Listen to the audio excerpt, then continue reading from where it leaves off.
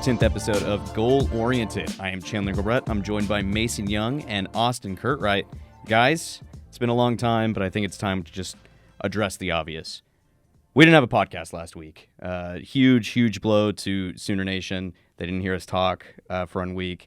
Very sorry for missing out on that, but I don't think we missed much. Mason, anything like... No, the last time we were on here, OU had just defeated Iowa State 28-21. No, we were previewing that game. You're right. And but even so, back then seemed everything seemed hunky dory, and now look what we've woken up to. Well, nothing's happened that's been important over since the last time we met on this podcast. So, yeah, we didn't miss anything. One thing. Lincoln Riley absolutely departed this team. Yeah, that and they lost Bedlam for the first time since he was their head coach. Yeah, since 2014. I was a freshman in high school. You guys were in middle school, probably. Go ahead and date myself. But yeah, Lincoln Riley, following a Bedlam loss, per what he says, went to bed that night, woke up, USC reached out to him, and he thought about it for a bit, and then decided to go. So that was just the start of the whirlwind that has been the last few days. OU had a presser on Monday after releasing statements Sunday night confirming Lincoln's departure. We'll talk about that later, but this was just a moment that I think will be discussed forever. It's another where were you moment in sports. I was in Sam's Club. I was looking at peanuts.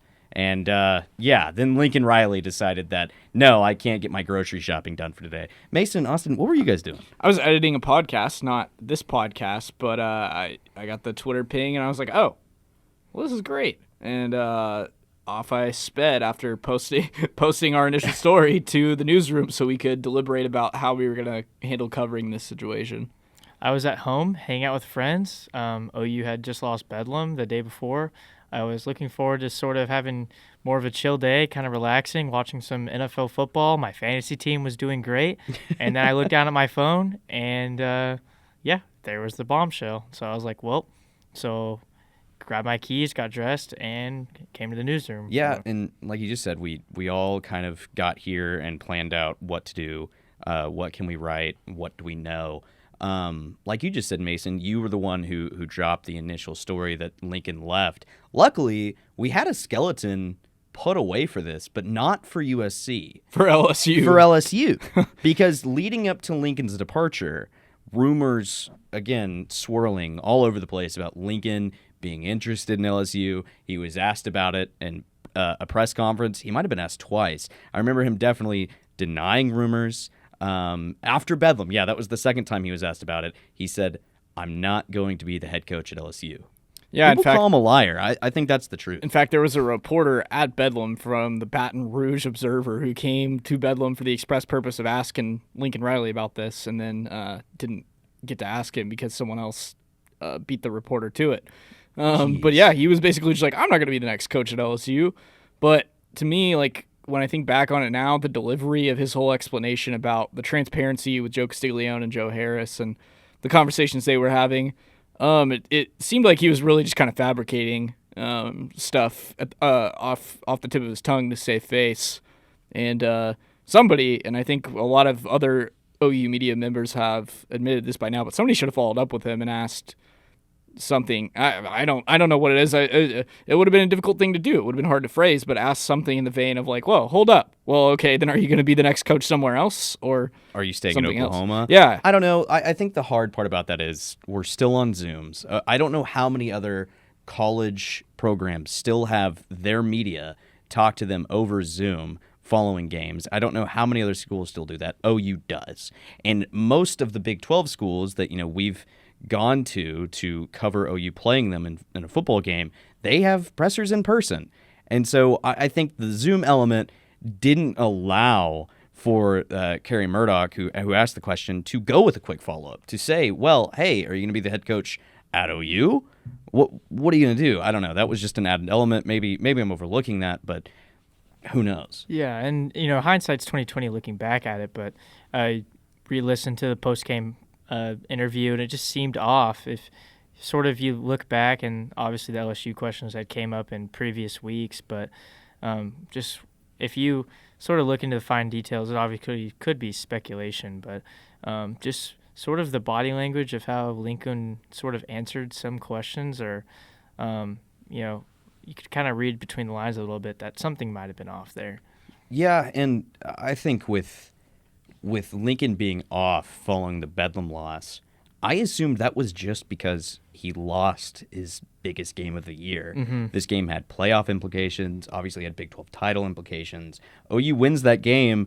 I think he's still the coach of the Sooners come Sunday, and we're not having this conversation. I want to throw a quick question here to Justin Jayne, the fourth member of our podcast. Justin, video editor, where were you when you heard about all this Lincoln stuff? So I did not cover this game. I sent one of my videographers, Colin McDaniel. Shout out to Colin McDaniel. He's helped on the podcast before. Love Colin. I sent him to cover Bedlam because it was my girlfriend's birthday this weekend, and it was Thanksgiving, and a whole bunch of other reasons.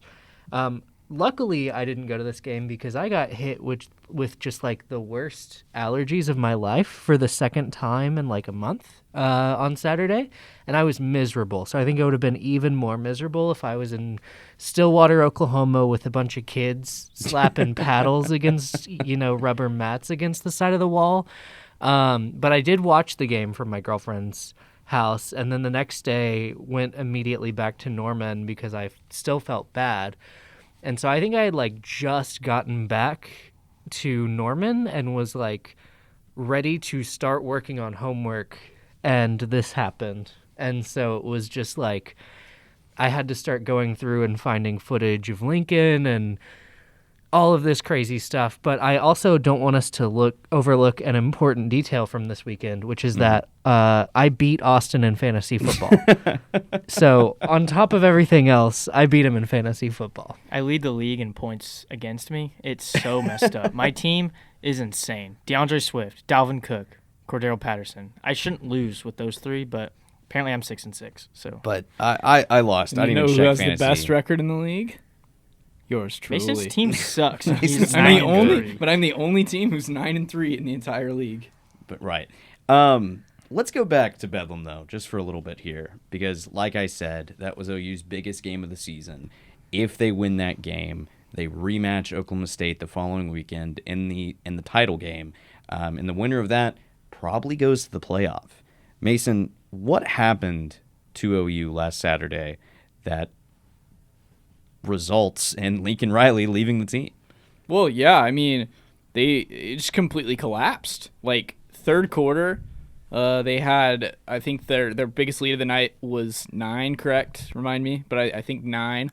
And going into the fourth quarter, they're up by that much. They had gotten a safety. They had gotten a scoop and score off a punt that OSU muffed.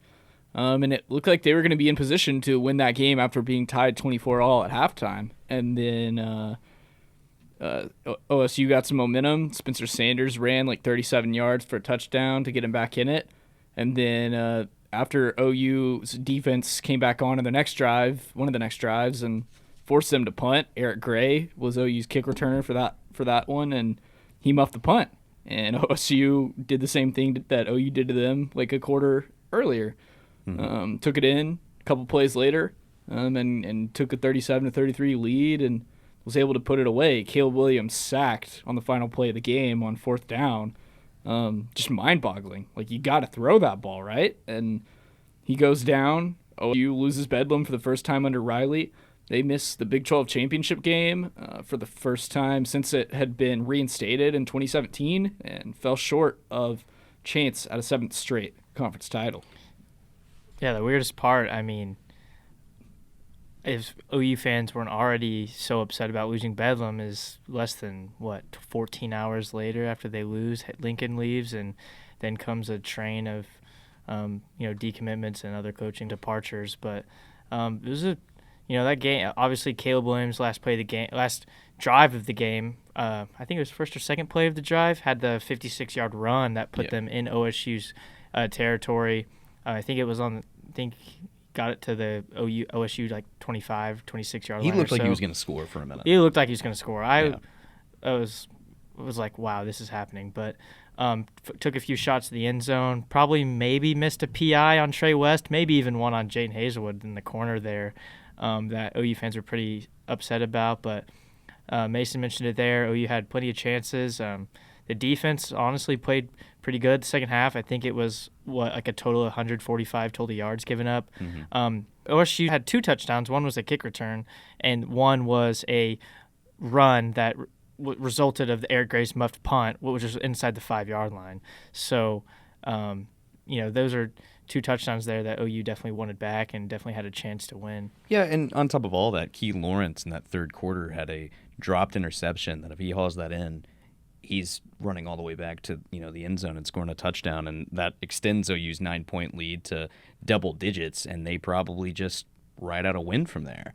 But to OU's credit, they played way, way better than I thought they were going to. I predicted them to lose by 20. Mason, I know you predicted a loss. Austin gave them a chance, said they could win by 3.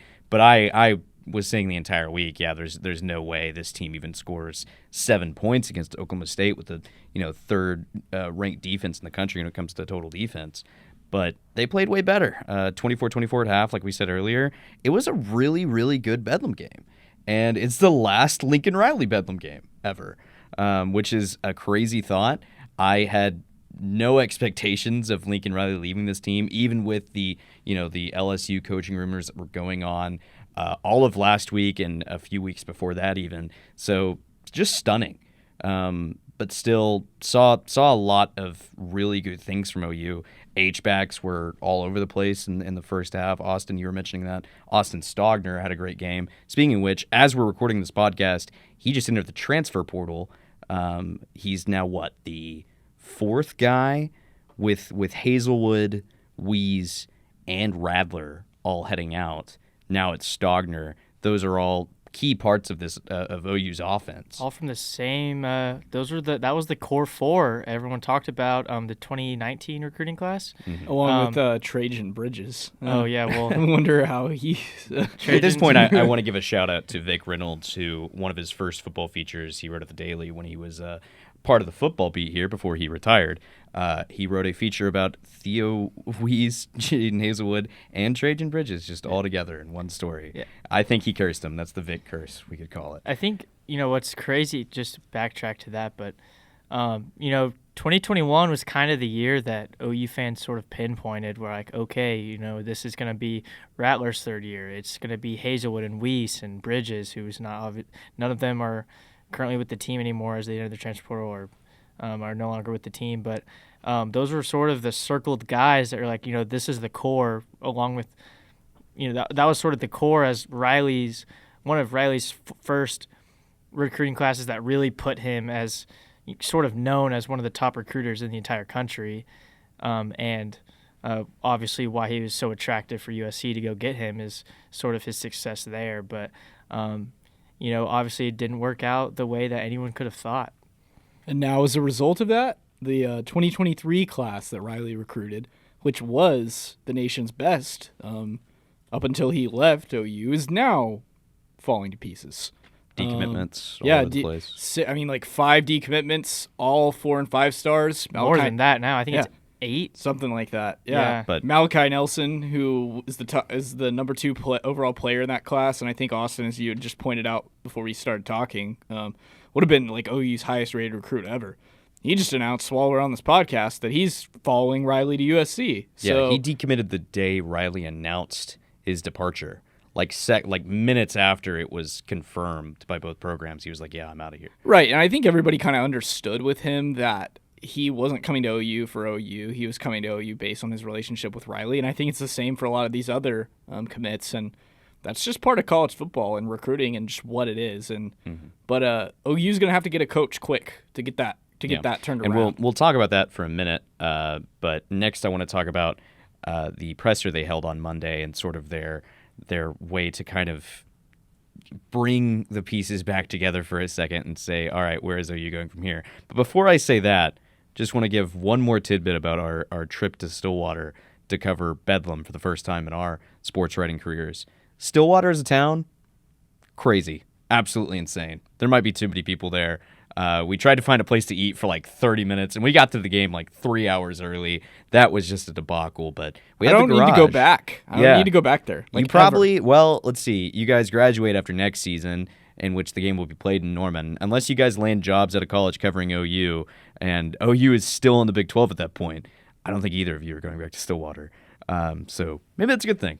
Who knows? I think it is. Who knows? Boone Pickett Stadium, though, awesome. Yeah. I love their stadium. Great stadium. There was a point in the game where the crowd got so loud that we could physically feel our seats shaking in the press box. Yeah. Justin, you ever been to Stillwater? I have been to Stillwater. I went in 2019. That year was also a pretty interesting Bedlam game, though OU did win.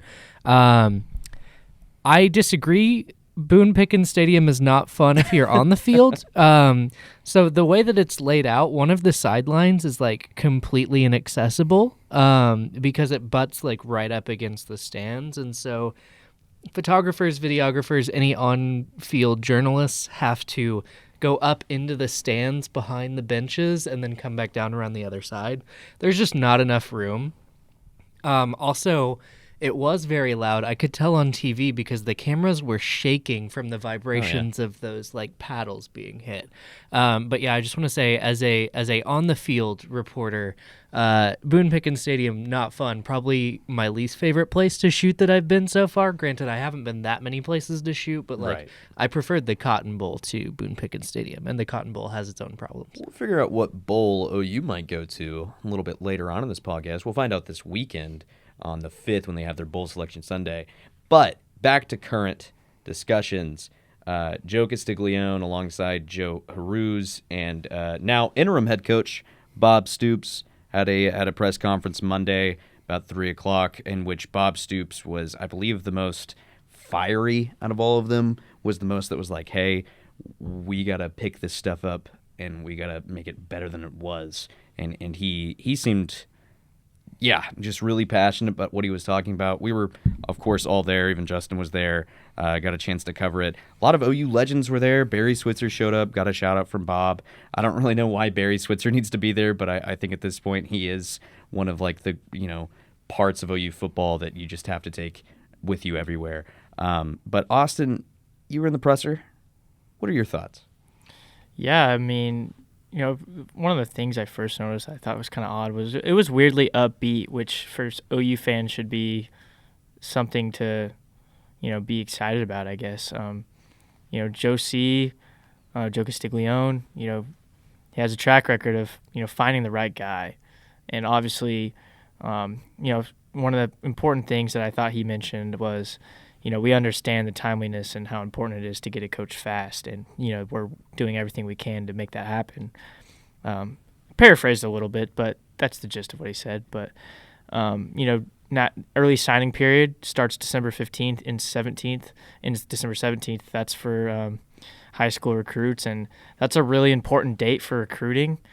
Obviously, that's what Lincoln Riley is dealing with at USC is – I think USC's class is number 76 in 2022, so he has a few weeks to maybe turn that around, and I'm sure he will, find a few OU guys that will flip. But that's sort of what OU's, trying to figure out as well is how to salvage this class after people leave because, this is something that's pretty typical to happen when a coach leaves.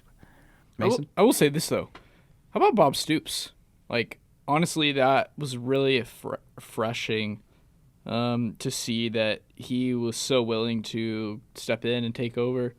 And then he just was yep, I was on the golf course when they called me, and I told him I'd be the coach, and now I'm going out recruiting tonight. And I'd love to see what if you're a recruit and Bob Stoops calls you and says, "Hey, I'm coming to your house," what's that like? Man, that was such a crazy thing for me because obviously growing up in Norman and just seeing what Bob Stoops has meant to this program, he might be the single most important coach in OU football history. What he did bringing back OU in those times of its worst performances consistently for a few years there and building it back up to what it is now and sort of handing the reins off to Riley when he decided to retire.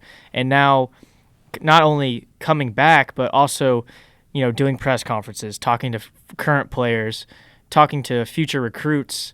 Everything that he's doing right now is so important to bridge OU to that next coach. And I think it just adds another layer to his legacy he's leaving behind. It's kind of remarkable that, and not every team has a Hall of Fame coach that's just in the town that their school resides in, just available. But what Bob Stoops is doing for that program is really it's pretty cool to see. I do want to go back and touch on how you started talking there, Austin. They were kind of upbeat with this. Joe Castiglione's opening remarks was a joke. He was like, "Yeah, we found our next head coach from the likes of you guys, the media." I was like, "Oh, okay, all right, I appreciate it." Caught me by surprise for sure. Next head coach Mason Young. Are you in the search? I don't know. But Yeah, I was actually reached out to by athletic department representatives earlier today, and they're very excited to be welcoming me as the new head coach. Pretty get your soon. binoculars ready. But my point is, I think that just kind of should make OU fans feel a little less concerned, because even Stoops came out there and said there was more concern in the 90s when he arrived than there should be now, because OU, like you said, Austin, in the mid 90s they were nothing. It was just ashes of what a program used to be. Bob Stoops was able to build that back up and all of that. So I think that was even what you said, Mason. It was refreshing for OU to be like, hey, this guy's gone, but this guy wasn't OU football. Right. Those were the best quotes of the day. Was Bob's mention of there's not just one guy that built OU football, and the players are the program. And if I'm a current player who's still in the locker room, I'm really motivated. Not only that this guy's coming in and that he wants to take over and help lead, but at the same time knowing that as a player, I control my own destiny, and I can still make whatever path I want, regardless of who the next coach is. A few hours later, Lincoln obviously had his intro presser at USC, 5 p.m. Central, so 3 p.m. Pacific? Pacific time? Math is hard. Yeah, Lincoln sort of talked about how Bob is so great for him as a mentor, and he got to basically inherit a program that was on the come up and was left in a great spot that he just got to take over. But he talked about how he's excited for the next challenge at USC, being able to rebuild something that used to be, so powerful back in the early 2000s and other times.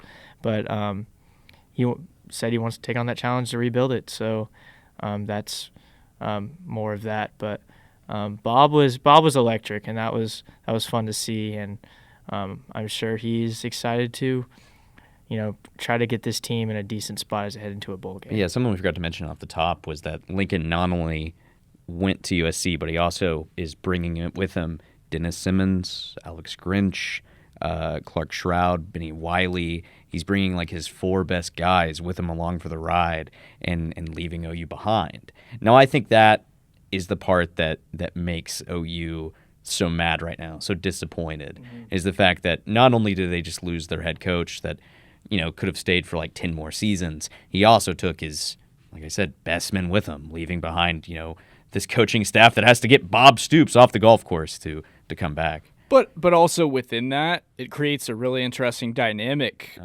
with a lot of the assistant coaches that are left over. Most of the assistant coaches that aren't going with Riley are former OU players in DeMarco Murray, Calvin Thibodeau, Joe John Finley. It sounds kind of like maybe from what we've heard that Brian Odom might still be kind of on the fence, but he's a former OU player as well that's on staff. And I think Bob Prisbillo from Sooner Scoop, he brought up an interesting point on Twitter the other day that it could almost create this kind of us versus them dynamic in a sense. But I just think it's really cool to see OU's former players that are now coaches sticking around and continuing to invest in the program regardless of the cards they've been dealt. Yeah, it's an awesome story. But before we move on to the next topic, I want to throw it back to Justin. Justin, you're also there. What were your takeaways from the moment? Well, I think it's interesting. Lincoln Riley mentioned in his USC speech that at the very least, Benny Wiley, Dennis Simmons, and Clark Shroud got on the plane to California without guaranteed contracts. Which is just an absolutely wild move to leave what was probably some pretty decent job security for some of them to just get on a plane and trust that you were going to get a contract. And obviously it ended up working out for those guys, but just that's a gamble. Yeah, and the part that I struggle with is Lincoln saying, yeah, all of this was sparked Sunday morning. I don't know if you can convince your wife and kids in a span of hours to get out on the other part of the country and live there. But that's the thing, is there's conflicting reports. Like the LA Yeah. Times reported that USC was courting him back in like September and that there were conversations going on during the season. I mean, like there was even like some people just riffing and reporting that some guy said that he saw Riley at an airport in California during OU's bye week, and then they went and lost to Baylor the next week. Like, I mean, there's some real questions that there's not clarity about, but some real questions that maybe Riley was incredibly distracted during the season because of this whole thing. If you just look at Twitter, I mean, you're going to see crazy amounts of takes or random different reports. And, that's what happens when a school like OU has its first coaching search since, 1946, 1947? Either way, sitting head coaches with success like Riley's having don't leave schools like OU. And I think we're starting to see it now with these other schools like Brian Kelly leaving for LSU, while Notre Dame is pretty clearly still in a college football playoff hunt. So that's just kind of the world of college football. And Lincoln Riley, lying or not, sort of, and I guess we'll probably ever clearly know, even though there's conflicting reports. But he said it himself. He's like, things move really fast in this profession, just like for what he said on the record. And one other thing, and I could be wrong on this, but I think Bob Stoops might be the first head coach, interim or otherwise, to also be actively holding a job as a talk show host on a college football program. And tequila peddler. and peddling his tequila. But, it's wild to me that he's going to continue on Big Noon as long as there's not OU-related programs that conflict with it, per him saying that at the press conference. So this man who is an active college head football coach is also going to be talking on a news program. It's just, that's a hilarious and wild thing to me, and I don't know if we'll see it happen again. But it's a weird it's scenario. chaos season. It's really chaotic. And it's even more chaotic to consider the fact that, for our last game here covering of the season, we're going to be covering a Bob Stoops-led OU team, like Austin mentioned earlier. But speaking of coaches, we've been talking for a while now. I haven't dived into where does OU go from here? Who's their top get? We're recording this on the Tuesday following their press conference. Hopefully we have this out and they haven't made a decision yet. But obviously a bunch of names have floated around. Most notably, I think, is Brent Venables, defense coordinator at Clemson, used to be at OU, has a good relationship with Joe Castiglione, would definitely be able to draw some big-name recruits with him if he was able to go to Norman. Mason, what are some other names that you're looking into or that you've seen being floating around this name outside of Venables? Yeah, well, I mean, I think some of the candidates that come to mind are Luke Fickell at Cincinnati. Joe Castiglione talked about yesterday that they would maybe even be interested in pursuing some sitting head coaches who are still amid their seasons playing for the conference championships. Fickell is someone who fits that bill, as does Dave Aranda at Baylor, who recently just beat OU. So those are a couple guys that are intriguing. It sounds like some people had posited maybe Josh Heupel, who used to be OU's offensive coordinator, would be interested in coming back from Tennessee, but he came out and said this morning that he's really happy at Tennessee. He wouldn't want to go anywhere, so he's off the board, but looks like Fickell, Aranda could potentially be out there, and there's probably some other candidates as well. Austin, you got any candidates in mind? Yeah, so another candidate is former OU assistant who just left last season, Shane Beamer, had some success at South Carolina. That's another name. Adam Schefter reported that Cliff Kingsbury is importantly someone OU's interested in. I don't buy any stake in that report. I think that's just those things happen every year where it's a sitting NFL coach who's having success just trying to get more money or something. But, one of the things Joe Castiglione said at his press conference was you wouldn't believe some of the names that have reached out for this job. So, I sort of wonder who are those high-profile guys that people aren't necessarily talking about. There's names been floated around like Lane Kiffin. Maybe Matt Rule from the NFL comes back. All right, well, here's a question.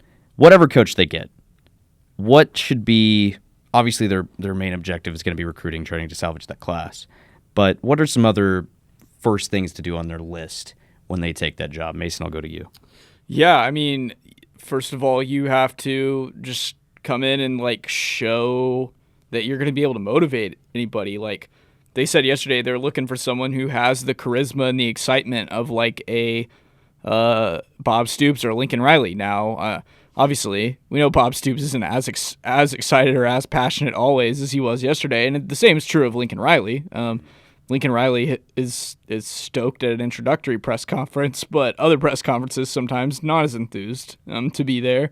So they're looking for somebody who can motivate people, and very quickly that person is going to have to show something that really excites people. But I think then on top of that, not only do you have to like start working on the recruiting stuff, but you have to convince a bunch of the other players to stay. Like talk to guys that are in the portal and be like, hey, I know you're testing things out, but ride with me and see where this goes. Talk to guys that are maybe kind of on the fence and try to sway them. I mean, it's a hard job. Like whoever inherits this job has their work cut out for them, but they're gonna have to try to keep some current players in the fold, but then also they're gonna have to go recruiting and very quickly with National Signing Day coming up. Yeah, I think Mason hit it on the nail there. I think those are the two most glaring challenges of taking this job. But then again, Josie has a track record, and I would trust that he probably. I have a lot of confidence in him being able to make a hire that can, definitely step up to the plate. I think my first objective, if I was the new OU head coach, which might happen, he's hired media members before, Joe Castiglione, it's just keeping Caleb Williams. That would be my main prerogative is making sure Caleb Williams doesn't also go to USC or anywhere else. But I think that about wraps it up. Now we'll go to our final segment of the show, everyone's favorite. Georgia, go ahead and get the music playing because it's time for the mystery question of the day. Mystery question. Yeah.